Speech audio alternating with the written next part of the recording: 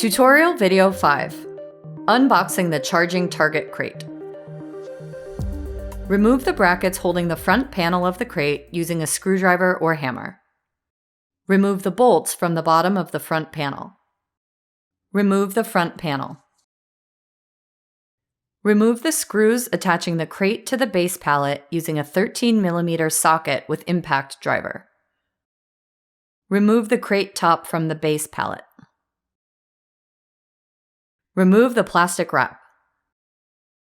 Unbuckle the strap lever and then pull the lever all the way to the end of the strap to loosen it from the protective wood on top of the docking target. Once the strap is loose, remove the protective wood and the strap. Loosen the bolts attaching the wooden board to the base pallet. Then, unstrap the protective foam and remove the wooden board.